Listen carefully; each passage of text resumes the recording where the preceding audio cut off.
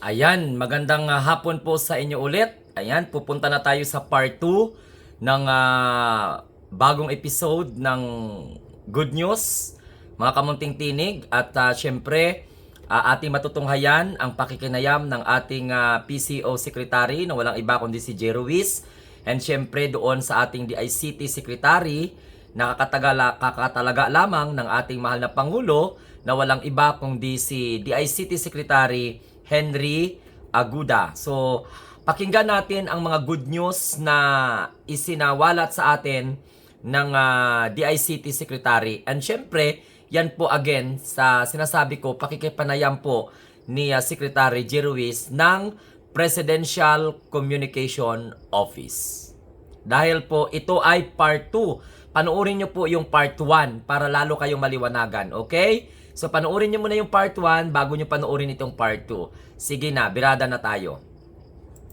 Yung age of AI and internet, China's doing it, the United States nandiyan na, laganap na paggamit ng AI sa kanila. Dito hindi pa masyado dahil medyo kinatatakutan. Paano dapat ba natin tanggapin yung bagong teknolohiya na AI? Ayan, pinapaliwanag to yung artificial intelligence na kung saan ay maganda ang maidudulot pero ang mga katangahan ng mga DDS ginagamit nila sa hindi maganda. Pero ganun pa man, pakinggan natin ang paliwanag ng ating DICT Secretary, of course, together with PCO Secretary Jay Ruiz.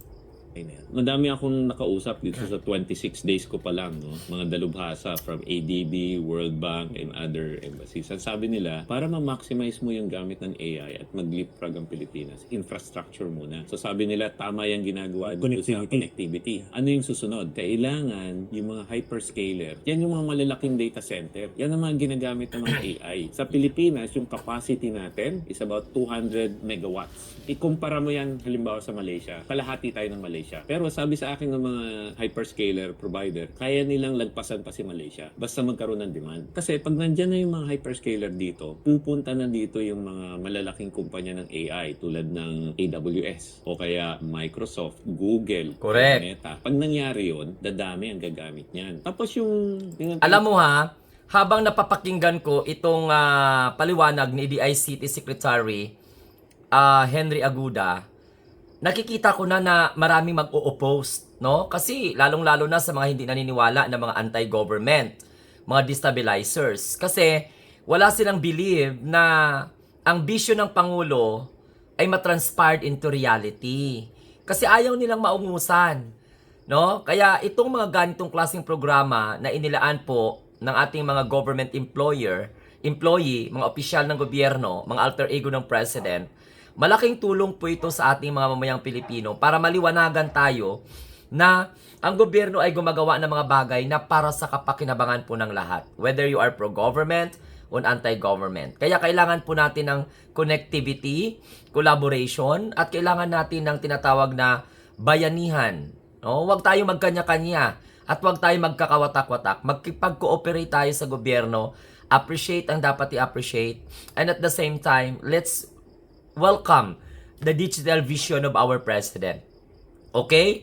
So, imbis na manira ng manira, itong si Sara, itong mga Duterte supporter, no? Itong mga anak ni Digong na mga gunggong, dapat ito yung pakinggan po ninyo. Para po to sa lahat, okay?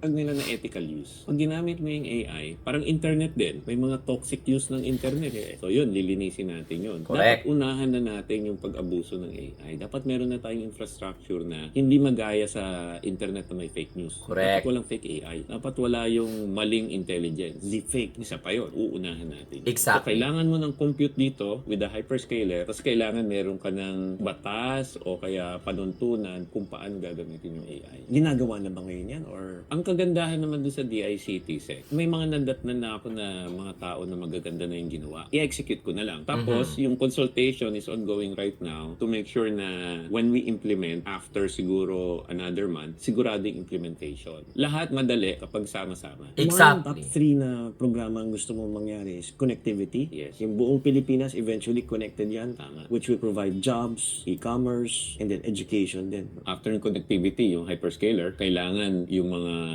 Google, AWS, Microsoft, dapat nasa Pinas na. Total, marami nang magagaling na programmers na Pilipino. Super. Pag pumunta ka nga sa freelancer.com, mataas ang Pilipino doon. Madami sila doon. Yung third sa akin, cybersecurity. May internet tayo, pero dapat linisin natin. Yung mga policy ba na matatanggal yung mga child pornography, galit tayo doon. Tapos Correct. yung mga text scam, yung mga phishing, yung mga fake news. Pag natanggal natin lahat yon, medyo mas maganda ayos ng internet. So you're talking about yung content, yung mga masasama, tatanggalin natin. Kasama Yes. yung illegal gambling, iba't ibang mga vices sa loob ng internet. Shout out tayo kay Google, kay Meta. Sabi na, dahil cooperate. Malilinis talaga. Malilinis yun. Oo. Nakausap mo sila. In fairness to them naman, they're willing to talk. Galing nga, sunod-sunod nga eh. Kahapon, nandun ako sa US Ambassador's Residence. Si Ma'am Mary Kay. Tapos may kasama siyang 3 senador doon. They know the importance of keeping the internet clean of any bad actors. Anong Correct. tulong pwedeng gawin sa atin? Tatanggalin agad yung mga fake news. Eh yung mismong AI nila, nagbigay na ng recommendation kung paano tanggalin. Wow. Yung AI nila mismo, sinasabi, kaya nilang linisin. Sa amin din sa PCO, we're trying to come up with an operational framework kung paano ba mapabilis yung pag-take down ng mga fake news. Nag-usap kami ng mga platforms. Tapos in-explain ko sa kanila, masyadong mahaba yung 3 weeks. Kumalat na yun eh. Damage done. In the news cycle ng social media, isang araw nga lang, mahaba yun. Nakinig naman sila. Tapos sabi ko sa kanila, alam mo, pag sinabi na ng PCO na fake news yan, covered na kayo dyan. Kasi Correct. duly authorized yan eh, to call out yung fake news. At the Yan. same time, in presumption of regular duty yan. Nag-agree naman sila. So yung weeks, naging 2 days. Yeah, mabilis na. Sinulatan niya ni Asek Aboy Paraiso. Siya ngayon ang custodian namin ng CICC, Cyber Investigation Coordinating Center. Sila yung nag-ahabol sa mga ganyan. Dapat real time. So yung 48 hours dapat mapaiksi pa. More than that, pag ginamit nila yung AI nila, proactive. Sa platform mismo nila, dapat sila na yung nagte-take out. Pag Correct. sinabi na ng Dapat. AI nila na fake news. Dapat agad-agad matatig. Agad-agad. At saka sa akin naman, ang commitment ko sa kanila, pagmamalaki ko sila. Pag nagawa nila yan, di ba? Parang may niluluto or mga proposals na magkaroon ng European Digital Services Hinaga mo. Act batas na i-regulate Tama. yung mga platforms. Pabor ka Na yung ba? linaga mo. Hindi ko pa nakita yung final bill. Nasa consultation pa lang sila. Okay sa akin yun para malinaw yung batas. Pero sabi ko naman dun sa mga platform, huwag na nating hintayan lumabas yung batas. Mag-comply na kayo. Depende yung evolution ng batas doon sa behavior ng mga platform. Correct. Umaasa pa rin ako na they will come together, the platforms, and they will come up with their own ethical guidelines. Alam mo, ginawa na nila. So, ibig sabihin talaga, mawawakasan na talaga ang mga fake news peddler. So, wala nakita yung mga fake news maker. Kasi, mamomonitor po ng artificial intelligence eh. Tsaka, pag fake news na yung pinapakalat mo, automatic, mababasa po yan ng AI. So, wala nang kita itong mga fake news peddler. And congratulations dahil dumating po ang ganitong klaseng programa ng gobyerno na makakatutok, no? And at the same time, mayroon ng collaboration to combat fake news para hindi po mapapakinabangan ng mga tao.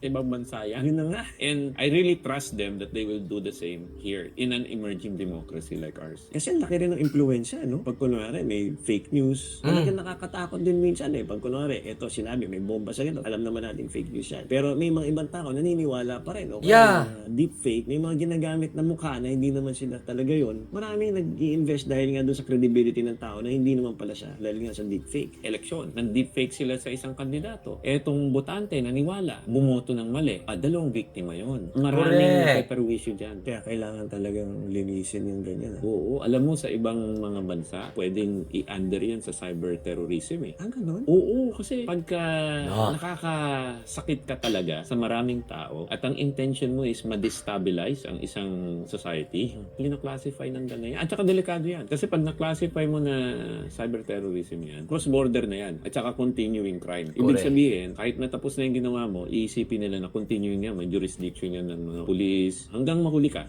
Anong kabigat? Ganun kabigat yun. Dito sa Pilipinas, wala tayong ganyan. So far, hindi pa nakla-classify, pero magandang idea yan. Kasi talagang minsan nakakapantakot, nakakakos ng Cyber terrorism. destabilization. In fact, yung mga deepfake na ganyan, at saka yung mga fake news na ganyan. Kaya siguro pag-aralan yan, Sek, no, na baka pwedeng maging eventually cyber terrorist yung mga ganyan papakalat ng mga fake news. Pag marami nang humihingi niyan from the public, bakit hindi? Trabaho natin sa gobyerno na iangat iangat yung mga polisiyan na tama. At the same time, maging warning na rin sa mga taong nagpapakalat at purveyors ng mga fake news. Ang sinasuggest ko dun sa nagpe-fake news, may tinatawag ngayon, si iAcademy, namigay ng mga computers. Hindi lang yun, nagbigay sila ng scholarship. Ang tawag nila social media management. It's a short course, pero tuturuan ka paano ka Yeah, maging tech virtual empowerment. assistant or paano ka magkaroon ng influencer platform. So, pwede mong gawing trabaho. And ang kagandahan niya, natural talent ng Pinoy yan. Correct. Pwede rin yung sa online selling, pwede rin Pwede pakitrabaho rin yun. yan. Oo. One time nga, nasa Taytay ako, nakita ko yung market doon na yung mga murang bilihin ng mga damit, ganyan. Tapos meron ng isang tao,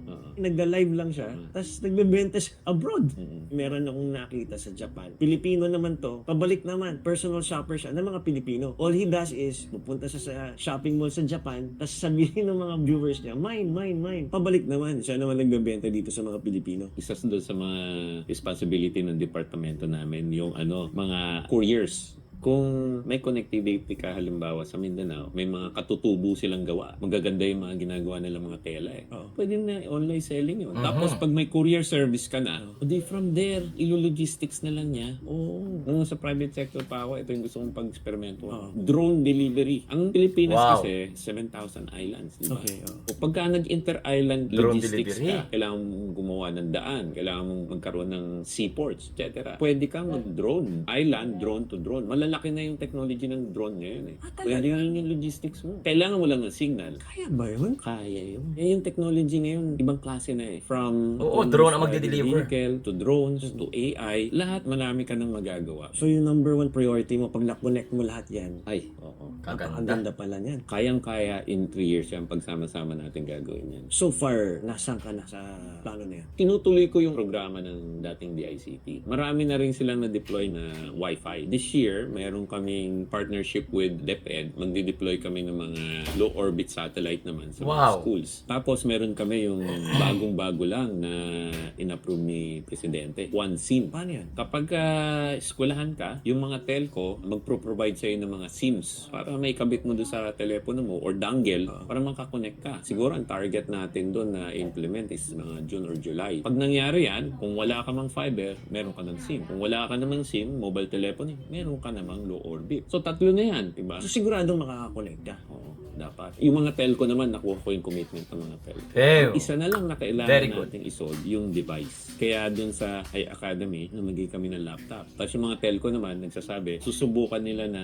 i-package dun sa deal some cellphones. I-bid out natin yan, lahat yung competitive bidding. Tapos Yes. pagalingan sila kung ano mas pinakamaraming value mabibigay dun sa city sets. Galing. Seth, kilala ka kasi bilang presidente dati ng Union Bank na nagpalakas na kami ng digital banking. May Oh. ma-apply ka ba dito Tech transformation. sa gobyerno? So, nung nagsimula ako sa Union Bank, ang digital payment penetration is less than mga 10% ata. Karamihan cash. Oo. Tapos ngayon, nasa mga 40-50 na ata. Digital ang ginamit namin. So, isa doon yung QR code. Alam mo ba ngayon, Sek, pagka yung government agency, naglagay lang ng QR code nila, pagka ikaw yung citizen, titirahin mo lang QR code, whether GCash ang source of fund mo, or Wow. Maya, or BDO, or kahit ano, kaya na. Dati kasi, puro cheque ang ginagamit. Ngayon, pwede na. Yun, ilalabas namin na parang department order sa DICT.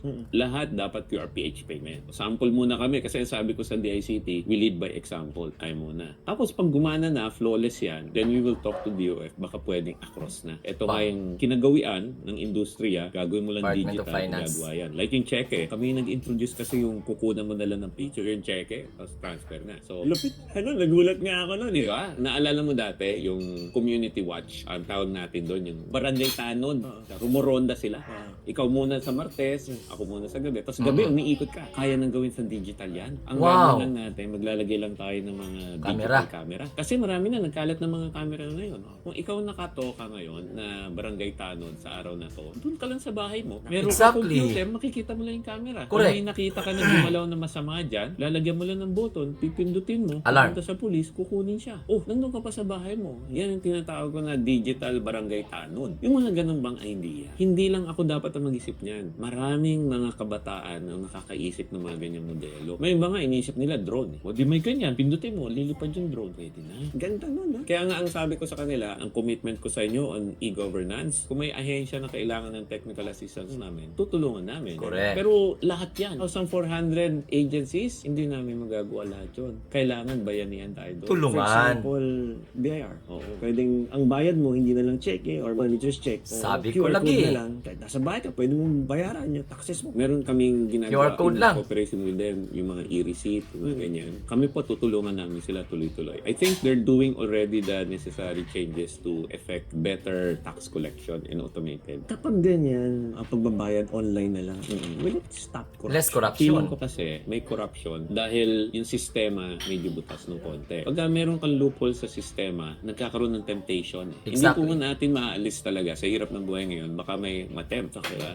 Pero pagka digital na lahat yan, at saka mabilis, wala na yung tinatawag kong witching hour. Yung matetempt ka. Pag mabilis yung transaksyon, tingin ko substantially bababa yung corruption. Correct. May study po kaming present kay Presidente. Yung bang pagtaas ng digital index mo, bumababa yung corruption. Sa mga first world countries, that's the effect. Hindi, lahat. Across yan. Doon sa corruption index. Pag minapa mo yung digital index, yung corruption index bumababa. Inverse relationship talaga siya. Tapos, habang tumataas to, bumababa corruption, tumataas yung GDP, tumataas yung ekonomiya nila. Ease of doing business. Do you see a time na magiging cashless na ang pagbabayad dito sa Pilipinas? Eventually, in our time. Sa panahon po ni President BBM. Baka hindi totally, pero substantially siguro within the next 3 years. Kasi ngayon, sabi ng BSP, nasa 40%. Siguro abot tayo ng 60-70. Wow. Pagdating sa government transactions, digital na ang pagbabayaran. At oo, ang peg ko, Singapore, talagang as cashless as possible. Talaga? Kung ang peg natin Singapore, tingin ko kakayanin din natin yun. Na eventually, wala ka nang dalalang cash, pwede ka nang pag-transact sa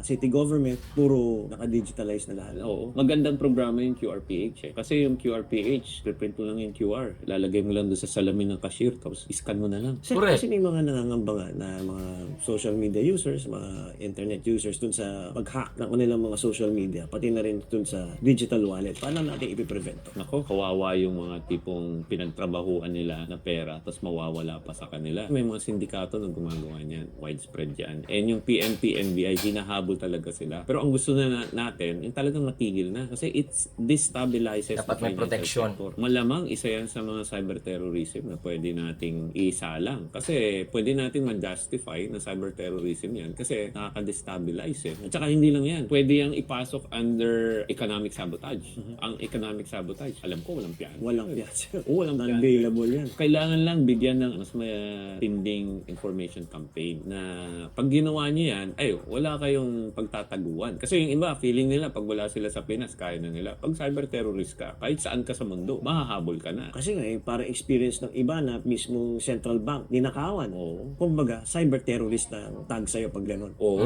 paano yun? Alam mo na naman, yung financial sector, yan yung rock bed ng economy. Pag ginalaw-galaw mo yan, ay nako, high time na para habulin talaga yan kahit saan. Pero kunwari yung depositor, may habol naman doon sa bangko. Depende sa bangko. May mga ibang bangko kasi may mga waiver. May mga ibang bangko, pag humanitarian, wala nang tanong-tanong, balik yan. Tapos second, pagka na-justify naman nila na talagang akin yan, na hindi sila yung nagpabaya, hindi sila yung namigay ng baka naman mamaya pinost nila yung credentials nila sa pader, wala silang negligence baga, soli yan. Pero yung ibang bangko mas stricto. Para maiwasan yung ganyan, Sek, may advice ka sa ating mga manonood. Lahat po yan, nasa sa personal pangangalaga po rin natin. Maingat po tayo. Ako pag nakakuha ko ng text o ng message sa internet Delete or agad. email na hindi ko kilala kung kanino lang galing, hindi ko na click. Tapos walang bangko ang hihingi ng password nyo o ng OTP nyo o ng credentials nyo. Pero alam mo, hindi mo maalis yan kasi minsan kahit tayo, pagka busy ka, na-tsempohan ka ng hacker, bibigay mo na lang eh. Minsan ganun, tinetsempohan nila at your weakest moment. Kaya sa akin, preventive tayo. Dapat talaga tanggalin na natin yung mga yan. Kasi kawawa yung mga taong bayan eh. Kailangan pa ba na lagi nilang babantayan? Tsaka, para yung trust natin sa e-commerce, mas mapaganda, dapat kampante sila na wala nang mga bad actor talaga sa internet. Tama. At making it that way na mas matindi ang parusa. Oo. At madideklara kang cyber terrorist pag ginawa mo to. May isa rin, Sek, yung phishing. Kasi minsan, pag may nagpadala sa'yo, tapos may naka-attach na link link. Shout out to Globe. Sumunod po sila doon sa recommendation ng mga bangko na lilinisin nila yung mga phishing attacks. Exactly. Ganyan. Ang kagandahan naman yan, alam ko si Smart at saka si Dito susunod na rin yan. Kasi nagagawa ni Globe Nagsisimula sa phishing attack yan Ang tawag dyan, social re-engineering. Kunyari, Henry Aguda, tapos yung Henry niya, ibang karakter yung E. So akala mo, siya yun. Pero actually, iba, di ba? Minamas nila. So, may mga ganyan. Pag pinagsamahan natin ng private sector, ginagawa yung utmost nila to protect, and the government naman putting in the right policy, escalating yung mga hacking and phishing as cyber terrorism para mas mapaintig yung paghabol sa kanila, matatanggal po natin yan. Bilang parang huling mensahe na lang, Secretary, anong gusto mong sabihin sa ating mga manonood ngayon? Sa bagong Pilipinas, dapat po sama-sama na po tayo. Correct. Baguhin natin ang salaysay ng lipunan. Hindi tayo nag-aaway-away, kundi nagbibigay sa isa't isa. At saka marami po tayong mga Pilipino na kailangan talagang makilahok sa pag-angat ng ekonomiya. Dapat sa bagong Pilipinas, walang iwanan. At kakampi niyo po kami sa digital bayanihan. Ang ganda. At saka siyempre kay Pangulong Marcos na talagang yan ang order niya, mag-digitalize, mag-connected lahat ang Pilipinas. Hindi lahat alam ang magagandang programa ng gobyerno na dapat sana ay napapakinabangan ng maraming Pilipino. That's why minarapat ng Pangulo at ng Bagong Pilipinas na gawin ang programang ito. Paki-like, follow, and subscribe na lang po ang ating mga social media accounts. Again, this is Jay Ruiz, your Mr. Good News. Ayan. So, again, magandang hapon sa inyong lahat. Yan po ay ang part 2 ng Mr. Good News episode. Nakasama po yan ni Secretary Jay Ruiz ng Presidential Communication Office, ang kakatalaga lamang na Department of Information and Communication Technology na walang iba kundi po si DICT Secretary Henry Aguda. Nag-introduce po ng digitalization program ng gobyerno, na pag-usapan yung pagiging cashless society ng Pilipinas, yung pagiging yung mga corruption cure, at the same time yung tinatawag na technological advancement. So napag-usapan doon yung level ng pag-angat ng ekonomiya by simply bayanihan system and collaborative efforts. Okay, at dapat nagkakaroon po tayo ng interconnectivity, no? Meron po tayong pagkakaisa-isa, wag po magkakawatak-watak, wag mag-aaway-away. Dapat isampal yan sa apipingig, no, ni Sara Duterte, no? Dapat sampalin siya ng katotohanan para tumigil na yung bunganga niyang mahaba ang dila na may mga sungay sa kakasira sa gobyerno na wala naman siyang ginawang tama, kundi puro lang paninira. Pero nakahanap siya ng katapat. So maraming salamat po sa anuman ang inyong comment. Please mag-comment kayo sa baba. Don't forget to like, share, and subscribe, and join sa our Munting Tinig community. Then, of course, huwag kalimutan i-click ang notification bell para lagi kayong updated every time na mag-upload tayo ng mga ganitong klase mga good news. So, abangan po ninyo ang next episode ng Good News. So, pwede kayong magpunta sa kanilang Facebook account, no, Mr. Good News. Okay, andyan po ang ating PCO Secretary na walang iba kundi si Secretary Jay Ruiz. Okay? So, please, panoorin nyo ang part 1 para mas lalo ninyong maintindihan itong part 2. Or pwede nyo panoorin yung part 2 bago kayo manood ng part 1. Depende po sa inyo. Bye-bye, have a nice day, and God bless everyone. Salamat, and mabuhay po tayong lahat. Mga bagong Pilipino sa bagong Pilipinas.